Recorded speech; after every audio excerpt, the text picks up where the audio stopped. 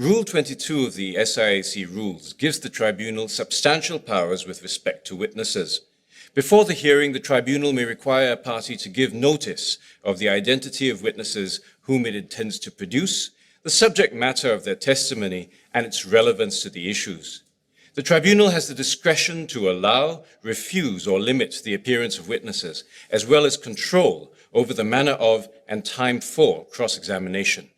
The tribunal may direct the testimony of witnesses to be presented in written form, either as signed statements, as we have seen in this dispute, sworn affidavits, or any other form of recording. This helps save time and costs for the parties.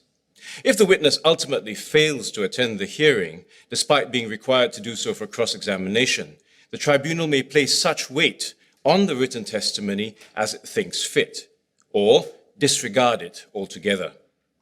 Let's now observe how the Respondents' Counsel cross-examines the claimant's witness, a senior manager from Asianix, and, as we will see, not your ideal witness. Mr. K, are you ready? Sorry. Now, Mr. K, you are the senior manager of Asianix based in Brishanbe, Asiana. Yes.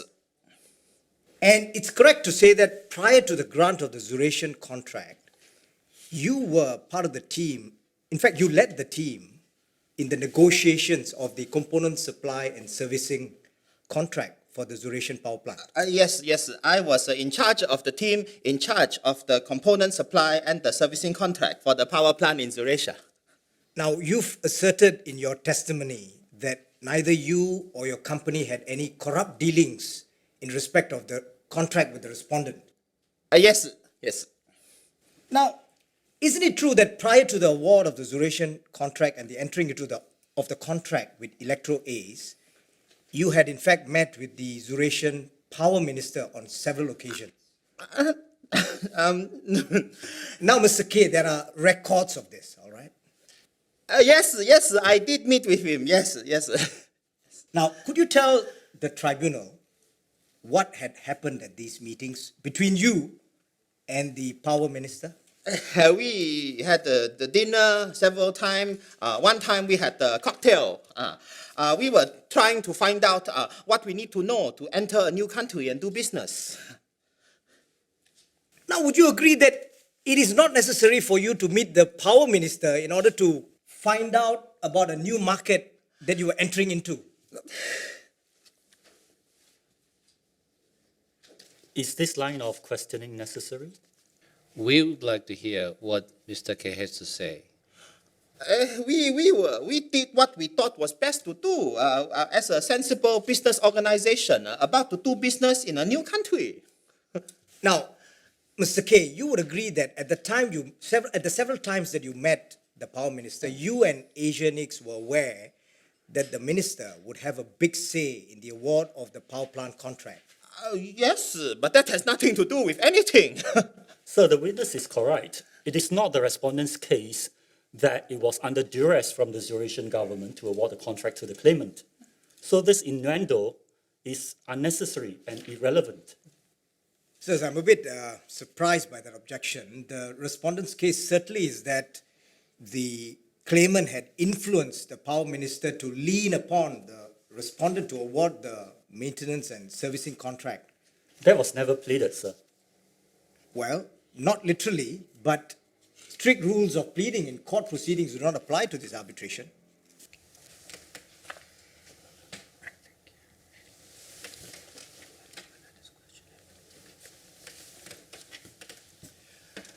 The tribunal would like to know more about these meetings.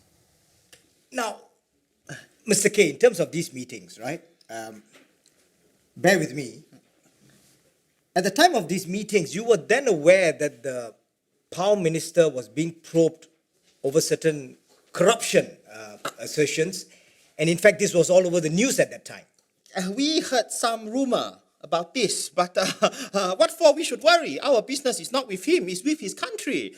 Anyway, you must not trust everything you read in the news. They always write bad things, full of nonsense. Well, thank you, Mr. K. I'm moving on to a slightly different area.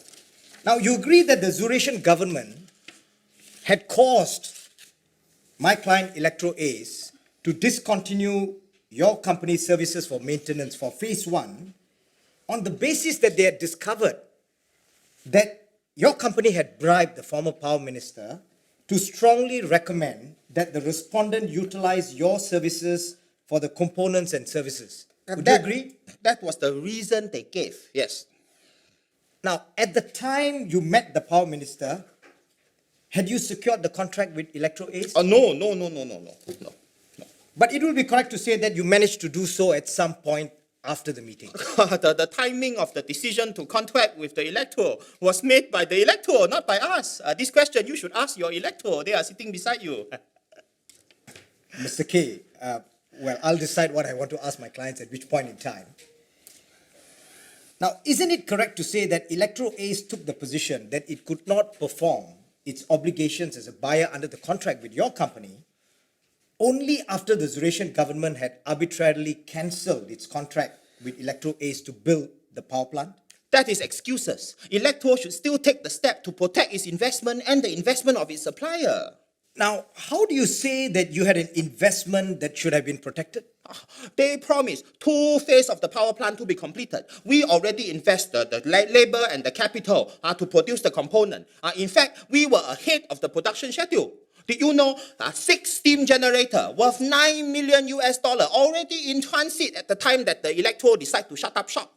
Now, Mr. K, isn't it true that at that time, the true position was that there was a dictator who was calling the shots, and this dictator had decided that the construction of the power plant would not go ahead? Would you agree? Hello? Mr. K. No, sorry, I'm very busy Mr. right K. now. I'm in the Maxwell chamber. I have 2 minutes. Mr. K, no 2 minutes. Return to your seat, please. You SMS me later. Mr. K, these are serious proceedings. If that happens again, we will have to confiscate your phone. Please repeat your question. Again, please. Again. Mr. K, my question was, at the time that my client had terminated the contract with your company, isn't it true that the true position was that there was a dictator at the helm of Zuratia who was calling the shots, and the dictator had decided that the construction of the power plant would not go on? Would you agree? So what? Elector should have negotiated with General Dom. They can threaten the BIT claim. Elector, such a big company, they can ask the Zuratia government, the Amazonia government, to put pressure on General Dom. But they do nothing. They are thinking, we already make profit from the phase 1. We can shut up shop and disappear without caring for our supplier and their subcontractor. Now, Mr. K, let me take you up on that point. Now, I would like to refer you to a document in the respondent's bundle of documents. If somebody could show him a copy of the page 679 of the respondent's bundle of documents. Thank you. Now, have you got that document, Mr. K? Yes. Yes. Now, this is a copy of a letter from this site's legal team to the government of Zuratia on the potential claims under the Amazonia Zuratia BIT. You will see that? Yes, sir. Yeah. Now, if you turn further down to page 693, if you could, Mr. K. Now, Yes. have you got that? Yes. Now, that is the opinion of the former Solicitor General of Amazonia on the possible bid claim, and the view is that the claim is a weak one. Do you see that? Yes, sir. Objection, sir. It is totally unacceptable for legal counsel to put a legal opinion from a third party to the claimant's factual witness to comment on. Sirs, this objection comes as a surprise. My learned friend is simply being too sensitive despite having come from a rather robust school in Seremban. Now, all I did was merely point out the opinion to him. I didn't even ask him to comment on it. My friend is being disingenuous, considering that he came from the same school which taught the virtues of fair play. It is simply not acceptable for a counsel to put a legal opinion to a lay witness to comment on, followed by a question based on that legal opinion. Could I kindly ask counsel to leave their schoolboy squabbles behind them? This case is not about Seremban in Malaysia. Let's focus on Zurasia. So, counsel, could you please ask the witness a factual rather than a legal question? Certainly. Mr. K, you can put that bundle away. I'm going to move on. Now, I say to you, Mr. K, that Electro Ace has taken the necessary steps to seek the continuation of the Zuratian contract and also the prosecution of its BIT claim against the Zuratian government. Would you agree? Yes, the document, they say that. But still, there were rumors that the Electro wanted to initiate the BIT claim against Eurasia. But what for? It will take so many years to conclude. And in the end, it will only provide compensation for the Electro. We are still left with all the component and no payment. Mr. K, you rightly point out that any BIT claim that is pursued by my client will only address the question of its loss. Electro should tackle the general dom. They must meet the right people. They must make the deal. The way you cut a deal with the former minister? Exactly. And no. I never say deal. He tricked me. He tricked me. Nonsense. Sirs, I have no further questions of this witness. Tricked me. Before things get violent, let's skip ahead to the cross-examination of the respondent's witness by the claimant's counsel. This witness is a highly regarded political commentator who has great insight into Zurasia's volatile political and business climate. In his testimony, Mr. Garu describes the political situation in Zurasia as extremely volatile. He speaks of how the coup was a natural reaction to the corruption scandal and subsequent protests that had burdened the civilian government. At the same time, he insists that no one was aware about or could foresee General Dom's decision to terminate contracts simultaneously. Good day, Mr. Garu. Can you Good please day, state sir. Yes. Can you please state your credentials as an expert witness for the tribunal? Well, I have a doctorate in political science, so that's Dr. Garu, and I've been a political commentator on the political scene in Zurasia for the last 3 decades or so. I have contributed several columns to the local Zurasian newspapers and sometimes also to the NYT, that's the New York Times, and the WP, that's the Washington Post, not the Zurasian Workers' Party.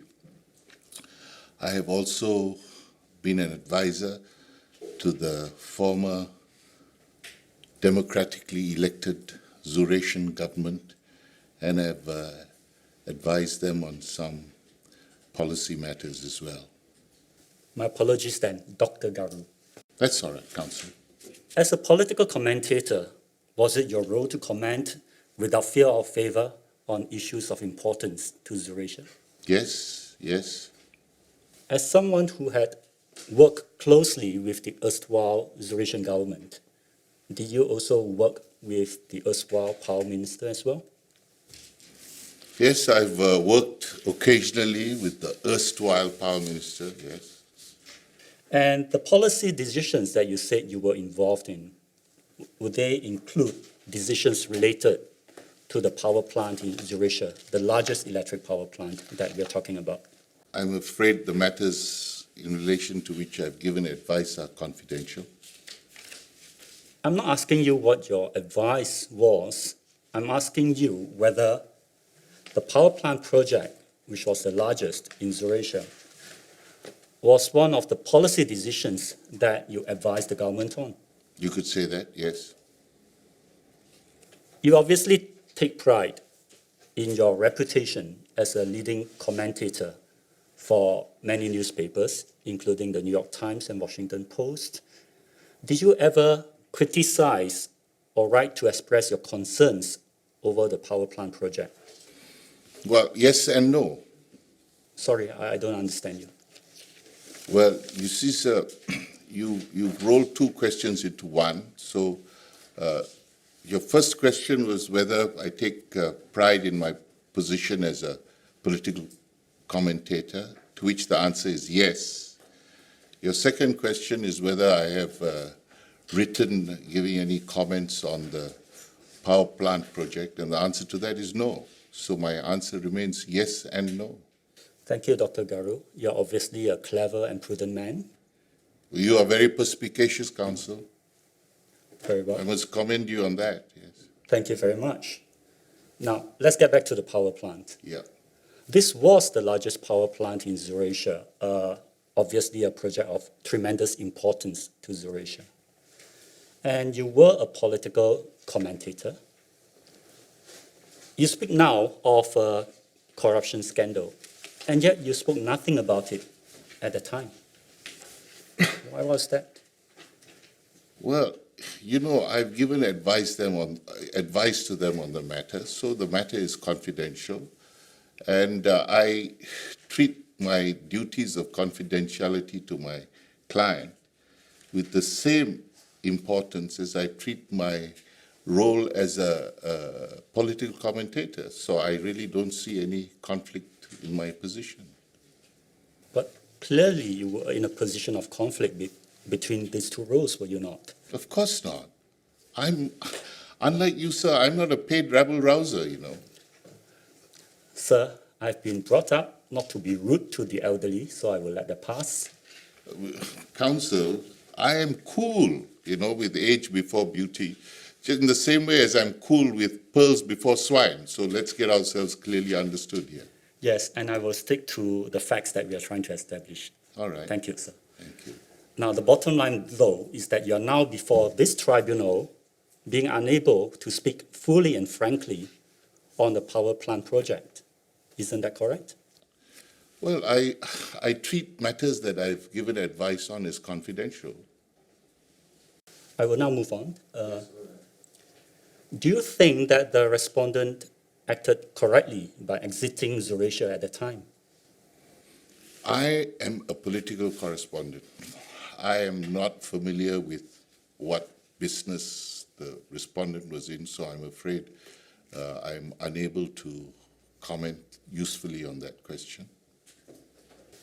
Were other foreign investors and companies also leaving Eurasia, to your knowledge? Yes, to my recollection and knowledge, there was a steady exodus. None stayed back? I'm sorry to interject. Can we please request that the transcript be corrected? It unfortunately shows that the question was actually put by the witness. Thank you for pointing that out, counsel. Dr. Garu, I'll repeat my question. Did any company stay back in Eurasia in the time immediately after the coup? Yes, some did. Some did not have any of their investments touched by or expropriated by the general. And others who did stayed behind to try and negotiate with him. So there were some who were successful in negotiating with him? Were they successful at all? Yes, a few were successful. I see. So therefore, negotiation with the new regime was neither futile nor impossible. Not in some cases, no. Thank you, Dr. Garu. So that will be all from my side. Mr. Crossley, do you see that bundle marked 4C in front of you? Yes, I do. And can you confirm that the report in there dated 3rd August 2014 is your report? Yes, it is. Can you take a look at that report and let us know if there are any amendments that you might like to make? No, there aren't. Thank you, Mr. Crossley. Sir, I tender my witness to my learned friend. Good day, Mr. Crossley.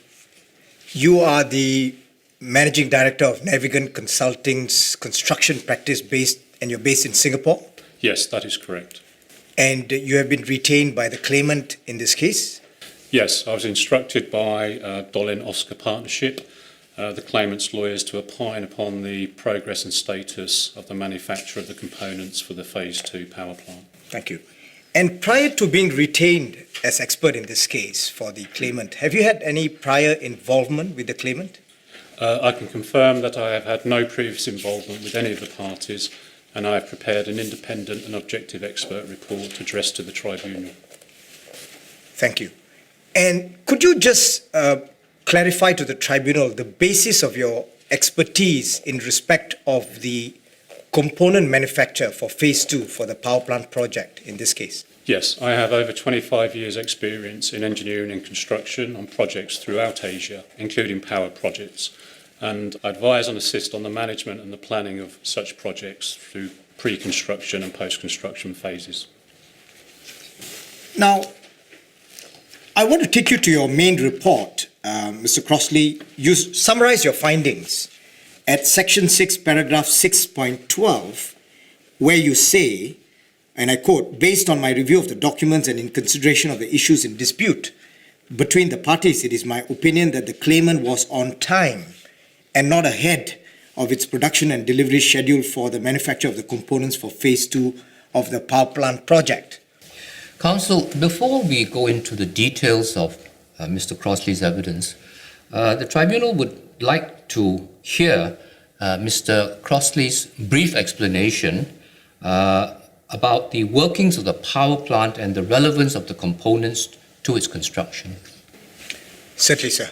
Mr. Crossley, could you please explain to the tribunal the 2 points that the President has just made, the workings of the power plant as well as the relevance of the components that we're dealing with in this case? Certainly. As the Tribunal is aware, the power plant was to be constructed in 2 phases of 150 megawatt capacity each, with construction of the phase 2 commencing only after phase 1 was fully operational. The power plant was a coal-fired power station that would turn the chemical energy in coal into electrical energy that could be used in the homes and businesses in Eurasia. In order that the Tribunal can understand the relevance of the components that Asianics was contracted to supply and manufacture to the construction and operation of the plant, I will briefly summarise the workings of the power plant. I also refer to the exhibit prepared by Mr. Allen that graphically shows the process and the workings of a coal-fired power plant that the Tribunal may also find helpful as I explain the process. Briefly, in a coal-fired power plant, water is turned into steam, which in turn drives turbine generators to produce electricity. As you can see from the graphic, first coal is ground into a fine powder in the coal mill, for which Asianics also provided components.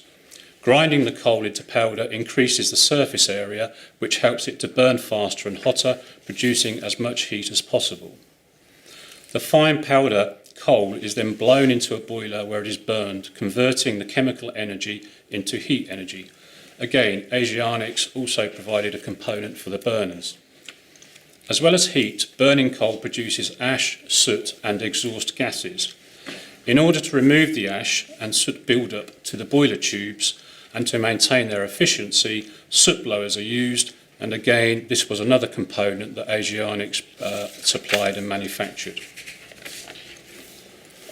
Burning the coal heats water in boiler tubes coiled around the boiler, turning it into steam. The hot steam expands in the pipes, and when it emerges, it is under high pressure. This pressure drives the steam over the blades of a steam turbine generator, causing it to spin, converting the heat energy released in the boiler into mechanical energy.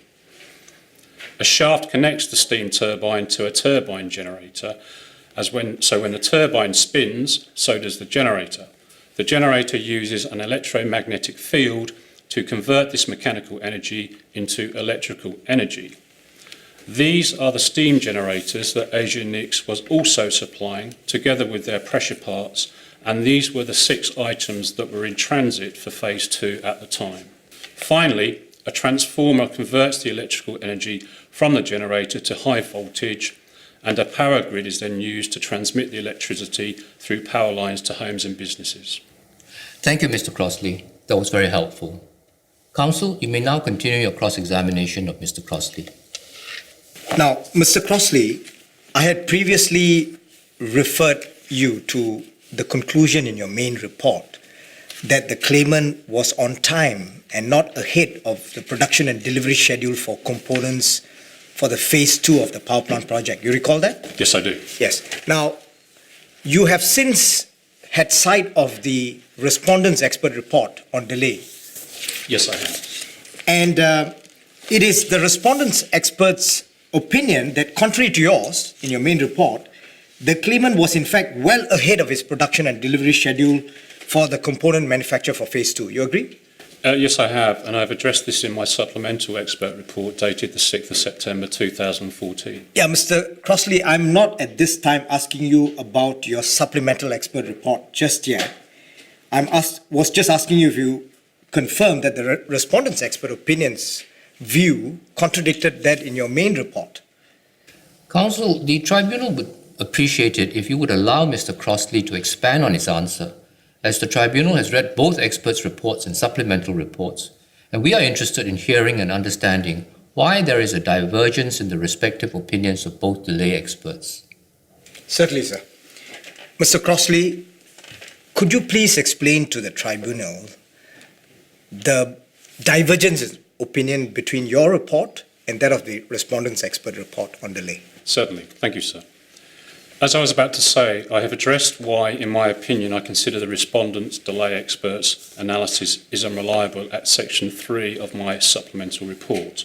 The key issue being that the respondent's expert has relied upon the internal progress reports prepared by the respondent's in-house project manager.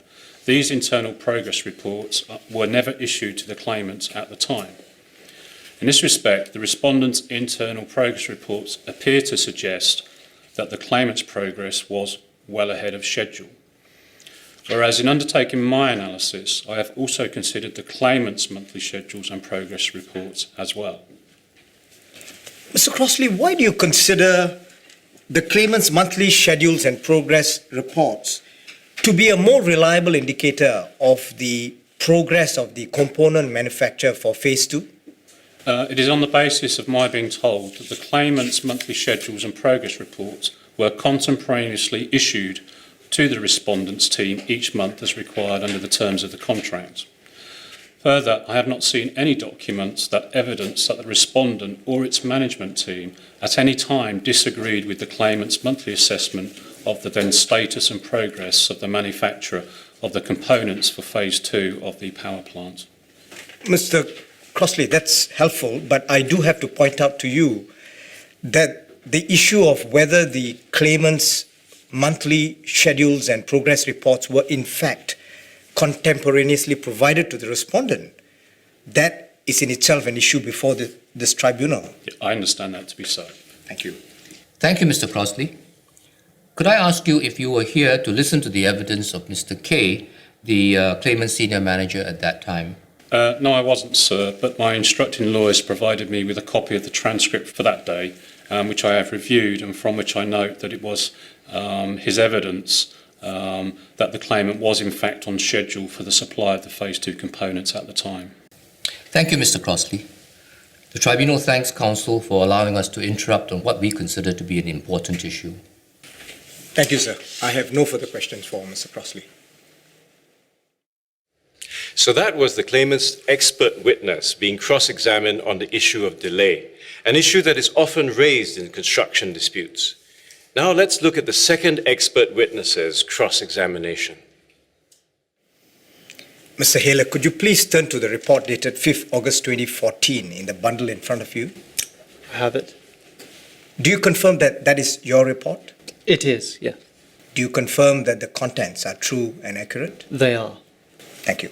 No further question, sirs. Good day, Mr. Haler.